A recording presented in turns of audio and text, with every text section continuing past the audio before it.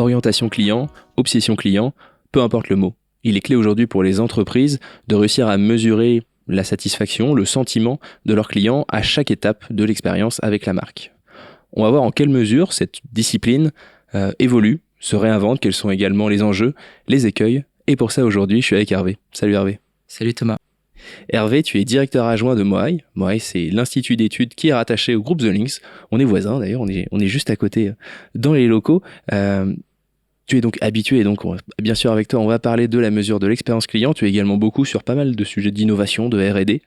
Ça va nous permettre d'aller explorer davantage le futur de la mesure de l'expérience client.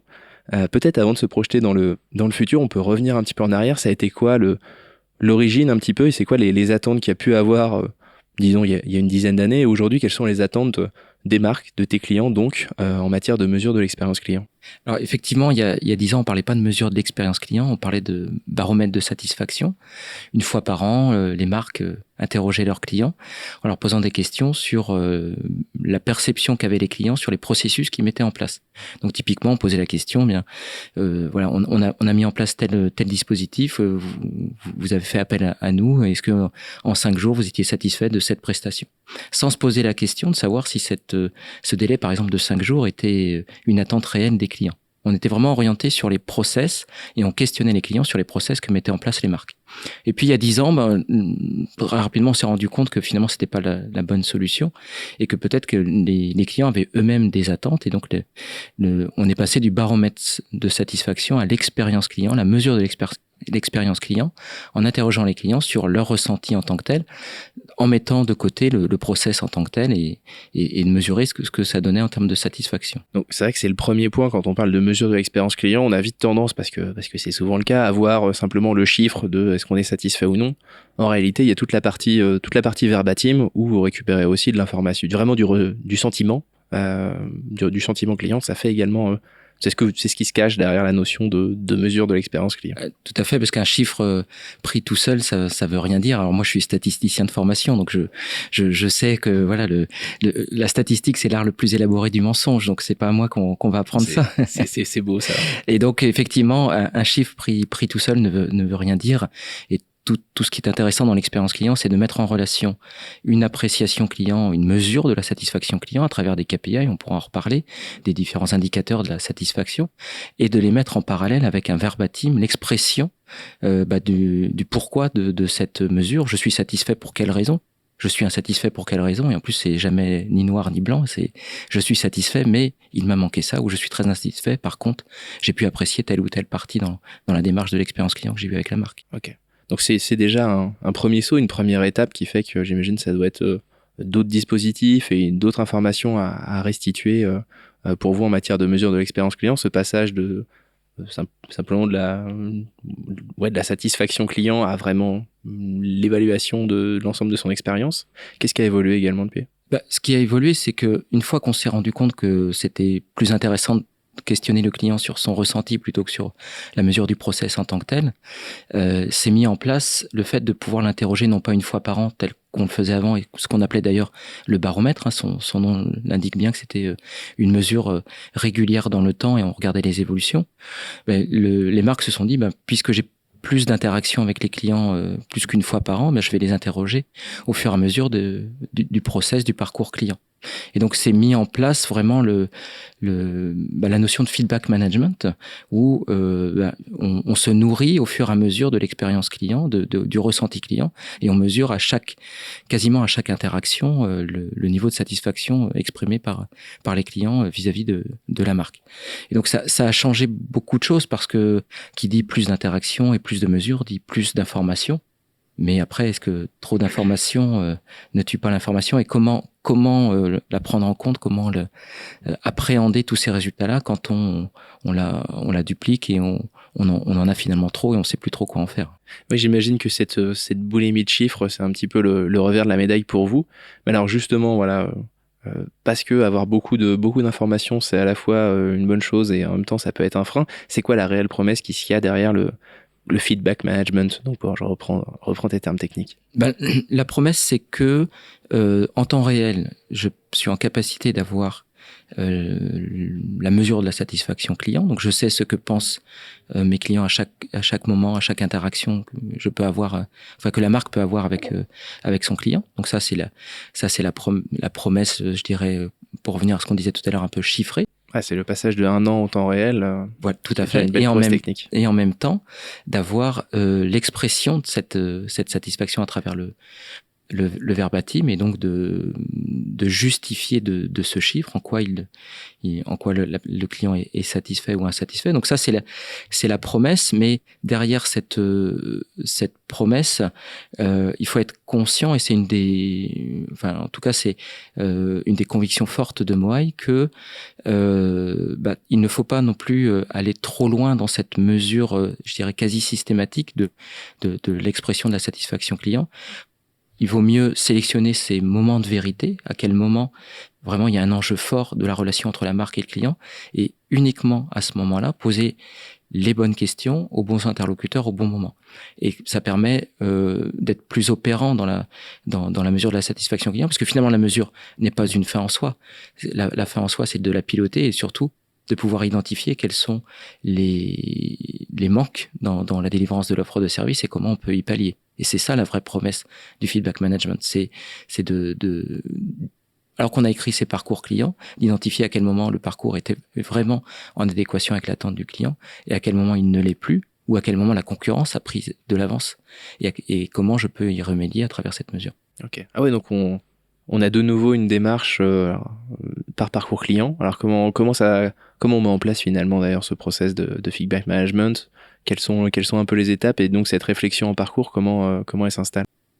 Là, comme tu disais tout à l'heure, on est voisins, et c'est là où l'agence de com et l'institut d'études peuvent travailler main dans la main. C'est la plus-value qu'on peut avoir au sein du groupe The Link, c'est-à-dire il n'y a pas une mesure de la satisfaction client parce qu'il n'y a pas un parcours client. C'est un fer de lance à l'agence, et chez moi, on en est convaincu également. Je ne délivre pas la même offre de service à chacun de mes personas, pour lequel j'ai mis en place des parcours clients distincts. Donc, j'ai des moments de vérité différents dans mon parcours. Donc, le premier temps du feedback management, c'est de poser les parcours. Est-ce que les parcours, je les connais? Est-ce que j'ai identifié mes moments clés de vérité? Si c'est oui, je mets en place un dispositif de questionnement.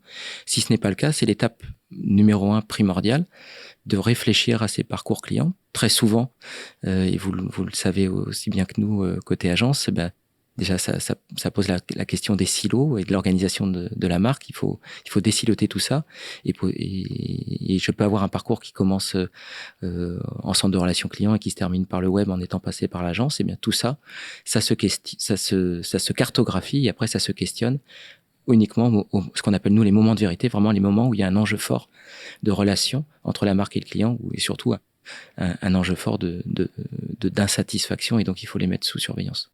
Oui, c'est là où il n'y a pas une volonté de mesure en réalité à toutes les étapes du parcours ou au cours de l'expérience, mais vraiment au moment clé. Donc de ces moments clés, comment tu t'assures de récupérer de l'information? Est-ce que d'ailleurs il y a auprès de à certaines étapes ou auprès de certains profils, est-ce que parfois c'est plus compliqué pour vous de réussir à mesurer l'expérience client? Alors il y a 2 dimensions. Il y a pour un moment de vérité, je questionne pas forcément les clients de la même façon, c'est-à-dire que je ne pose pas forcément les mêmes questions.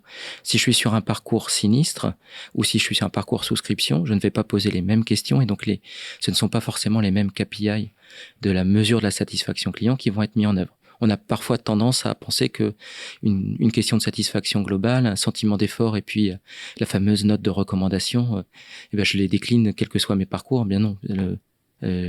Autant sur un parcours de souscription, la recommandation est intéressante parce que je peux faire du rebond. Autant sur la gestion de sinistre, il serait malvenu de poser de la recommandation, mais plutôt d'aller chercher le sentiment d'effort et le côté appréhension, et est-ce que j'ai bien été proche dans la relation de ce sinistre. Donc il y a vraiment cette premier élément qui est, je ne pose pas la même question en fonction de mon parcours. Et puis pour revenir sur, je dirais, l'origine de ta question, l'autre élément, c'est aujourd'hui, de façon assez générique les mesures à chaud, donc tous les dispositifs de feedback management, on les conduit à travers des interrogations via des mails, via des SMS. Donc en tant que consommateur, toi et moi, on le vit au quotidien, on est sursollicité par rapport à des questionnaires de satisfaction qui viennent alimenter des dispositifs de feedback management. Et on a aujourd'hui une problématique plutôt générationnelle. Comment on fait venir les plus jeunes vers l'expression de leur satisfaction? C'est un pan de la clientèle des marques qui est hyper importante en termes d'appréhension, de savoir un peu ce qu'ils pensent, ce qu'ils attendent de la relation avec la marque.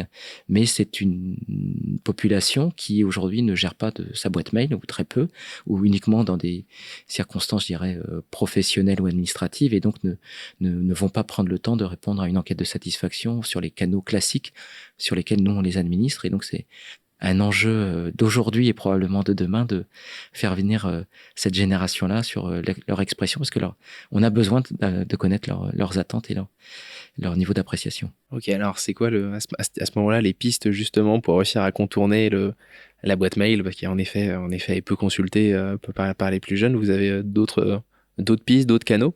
Alors, il y a deux dimensions. Il y a comment on les fait venir à la réponse à l'enquête. Donc, c'est les canaux de sollicitation. Donc, c'est comme on cherche à aller les chercher sur du Snap, sur de l'Insta, voire du TikTok. Mais aujourd'hui, la durée moyenne de consultation sur TikTok, c'est 15 à 20 secondes.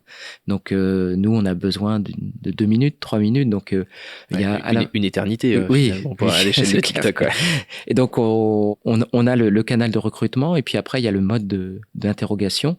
Donc, on va de plus en plus sur des dispositifs de gamification, de rendre ça très ludique.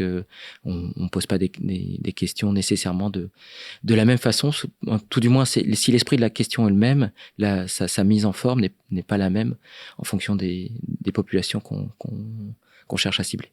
Et à l'inverse, j'imagine est-ce qu'il y a la même chose sur des populations plus âgées? Est-ce qu'aujourd'hui, voilà, l'outil mail, c'est pareil, et le fait donc de récupérer de l'information via des mails est plus compliqué pour les plus anciens? Alors, ça l'a été jusqu'au Covid. On a vraiment vu la différence post-Covid. Les populations les plus âgées se sont équipées d'adresses mail, de comptes Facebook, de comptes Messenger, parce que ils avaient besoin de voir les photos des petits-enfants, ils étaient isolés. Donc, on a vraiment eu un changement de comportement.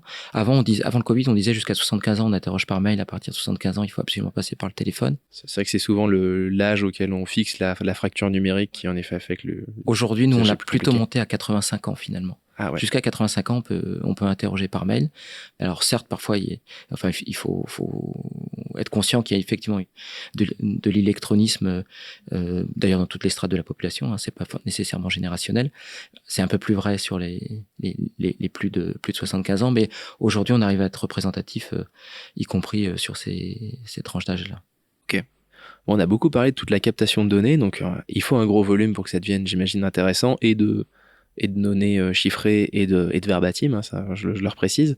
Comment vous faites déjà vous pour pas vous perdre, parce que tu l'as dit, en effet, cette profusion de données, bien sûr c'est une richesse, et en même temps ça peut être impressionnant et difficile à digérer. Et surtout, comment tu fais pour que tes clients, les marques que tu accompagnes, arrivent vraiment à se saisir de ces données et puis qu'ils puissent le piloter?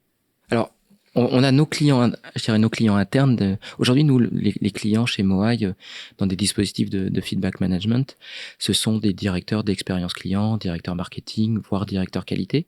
Donc, la problématique pour eux, c'est de transformer cette masse d'informations en informations digestes et diffusables dans l'entreprise chez la marque.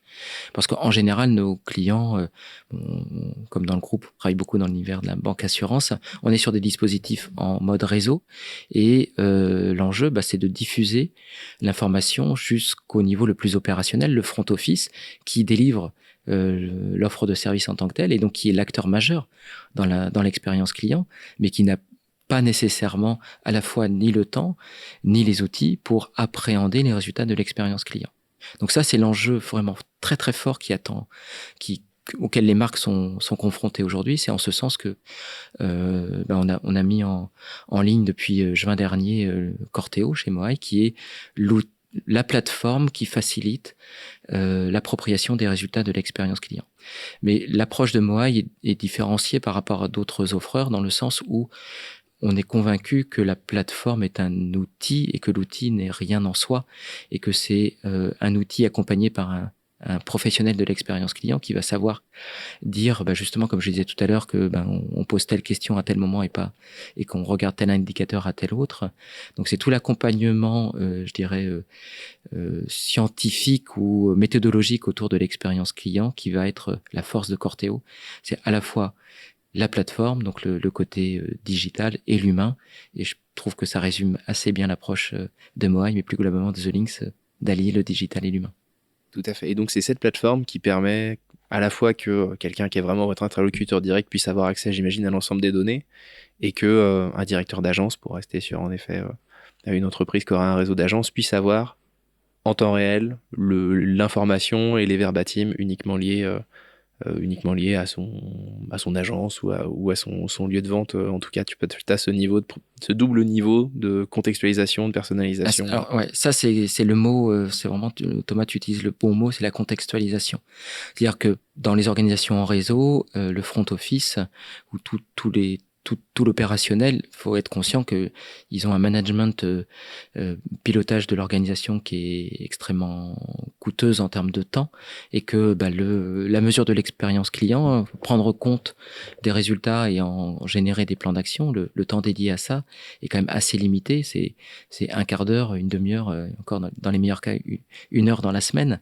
Donc nous, notre plus-value, c'est d'apporter la contextualisation et que, en 2 clics, le manager local puisse avoir connaissance de ses résultats, comment lui, il performe, bien évidemment, en comparaison avec la région, le national, et surtout comment ses clients s'expriment, quels sont ses points de satisfaction et ses points d'insatisfaction, et comment, de ces points d'insatisfaction exprimés par les clients, il peut rebondir, faire des appels sortants pour informer le client qu'il a pris conscience des résultats et du niveau de satisfaction exprimé par le client et comment il peut apporter une réponse très opérationnelle. En fait, c'est ça la force du feedback management, c'est-à-dire que c'est une utilisation qui peut être très opérationnelle. Je réponds à un client qui a exprimé une insatisfaction et je fais de l'attrition, je limite la résiliation, ou alors je rappelle un client extrêmement satisfait et je fais du rebond commercial. Donc je le remercie de la réponse qu'il a pu m'apporter et je lui propose soit du cross-sell, soit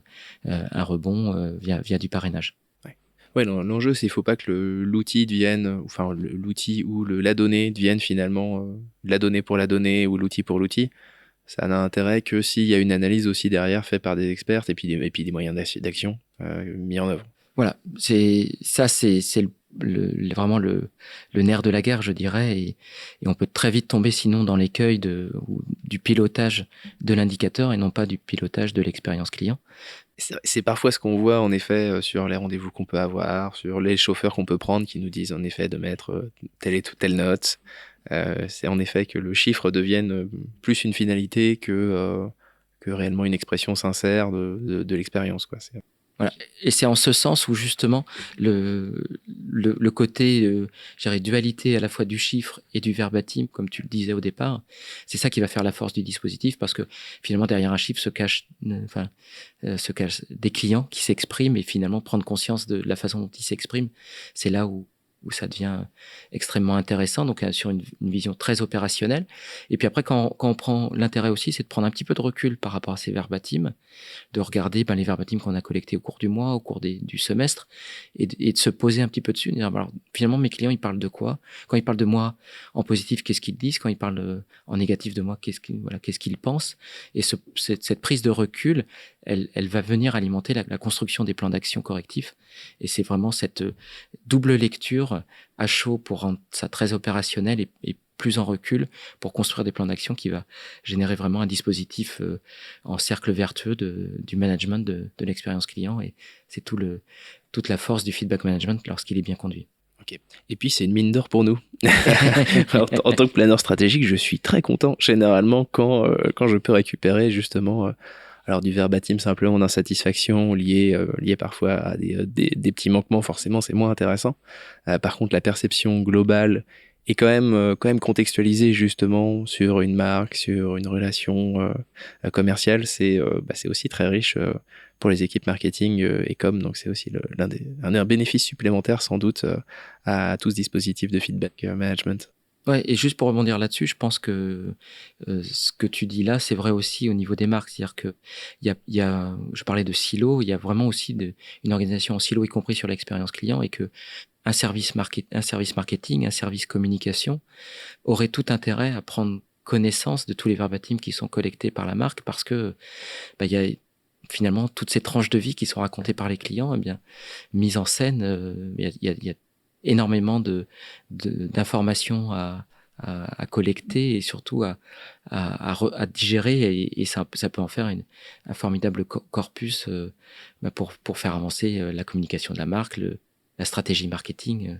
Et aujourd'hui, c'est peut-être un peu trop siloté, et on va, si nous on en est convaincu en agence, il y a pas de raison qu'on n'arrive pas à diffuser ça. C'est ça. On arrive souvent à récupérer un taux de satisfaction qui souvent est très bon, mais en effet, heureusement quelque part. Enfin voilà. Et puis après sur des écarts de notes qui nous sont pas très parlants finalement, enfin ou nous suffisent pas en tout cas pour faire de la communication, alors que tous les verbatims sont généralement synthétisés. Il en reste plus grand chose, alors que c'est souvent très riche. Donc en effet, tout intérêt à ce que cette masse d'informations soit recontextualisée, mais soit partagée et en interne et auprès des partenaires. C'était mon petit message à moi. Je ferme cette parenthèse. C'est quoi les étapes d'après? Donc en effet, pour moi et tout particulièrement, il y a ce lancement au cours d'année de la plateforme Corteo. Plus globalement, et pour vous et pour le feedback management, c'est quoi le futur? C'est quoi les prochaines étapes? Les prochaines étapes, nécessairement, on en a déjà parlé, c'est comment on fait venir des tranches de population ou de clients vers l'expression. Ça, c'est nous, on a besoin de ça, hein. On se nourrit que des retours clients. Donc, ça, c'est un enjeu, mais on en a déjà parlé. L'autre enjeu, je dirais, forcément, on va passer par la case intelligence artificielle. Il y a pas de raison qu'on soit pas impacté, nous aussi. J'imagine. Pour le traitement des données, j'imagine que ça doit être clé. Ouais, pour le traitement des données, ça fait longtemps qu'on est sur des dimensions autour de l'IA. Bien évidemment pas l'IA générative, mais sur l'IA prédictive. Nous, on a des modèles prédictifs qui tournent. Donc ce sont des dimensions. Je dirais, toute la partie data autour de l'IA, on gère déjà. C'est déjà là, en fait. C'est déjà là. Okay. Par contre, c'est sur l'IA générative. On est persuadé que on peut aussi approfondir nos démarches de feedback management avec cette dimension-là de l'IA à travers deux choses. Comme je disais tout à l'heure, l'identification des moments clés, ça passe par l'écriture des parcours. Et donc, avec l'IA, on est persuadé que on pourra pré-générer déjà les parcours, et d'aller plus finement après, c'est de récupérer ces parcours générés par l'IA et d'aller les challenger avec la marque, les challenger avec les clients qui vivent ces parcours, pour les affiner, pour les rendre plus opérationnels, et probablement pour en faire un petit peu plus. Alors aujourd'hui, quand on met en place une démarche de feedback management, on va écrire 4, 5, 6 parcours, et on va identifier les moments clés de ces parcours-là. Rien ne nous interdit demain avec l'IA de commencer avec une petite dizaine et de les approfondir et d'arriver sur 15 parcours, et on saura bien les documenter, et ce sera beaucoup plus facile puisqu'ils auront été générés au départ de façon automatique. Ça, c'est le premier point. Et puis deuxième point, c'est tout ce corpus de verbatim. Aujourd'hui, sur un dispositif d'écoute client pour un gros réseau bancaire, on collecte 1 100 000 répondants par an. Et sur ces 1 100 000, il y en a 600 000 qui laissent un verbatim. Donc, bien évidemment, chaque directeur d'agence, lui, il lit ses 150 verbatims dans l'année. C'est étalé dans l'année, ça fait un verbatim tous les 2 jours, donc il y a pas de problématique. Mais pour le responsable expérience client de ce réseau bancaire, une fois qu'il a collecté ses 600 000 verbatims dans l'année, lui, il est pas en capacité, évidemment, de les lire. Ouais, ou pas sûr qu'il se rappelle du premier à la fin. Voilà. J'imagine. Et donc, l'IA va nous permettre à la fois de mettre tout ce corpus de verbatim pour identifier les grands faits marquants, de quoi parlent mes clients en positif, en négatif, de quoi aussi ils parlaient l'année dernière, ils ne parlent plus, et de quoi ils parlent de façon nouvelle. Et puis surtout d'aller identifier les bruits faibles. Ça, on est convaincu que c'est la force des dispositifs d'IA, c'est d'aller trouver les nouveaux wordings, les nouvelles expressions, les nouvelles attentes. Certes, elles sont pas volumineuses en termes de quantité de verbatim exprimé, mais ça n'existait pas avant, et là, ça commence à arriver. Et donc ça, l'IA nous aidera à détecter ça, et ça, c'est la prochaine étape. C'est ça, c'est la suite. Et ben, on sera curieux de t'entendre parler à ce moment-là de cette prochaine étape et de voir comment l'IA s'est infiltrée, quelle place elle a pu prendre dans la mesure de l'expérience client. Merci beaucoup, Hervé. Merci Thomas. Et merci à vous d'avoir suivi cet échange. Vous pouvez retrouver tout ce que fait Moai sur moai-études.fr et bien sûr tout ce que fait The Lynx sur notre site thelinks.fr. À bientôt.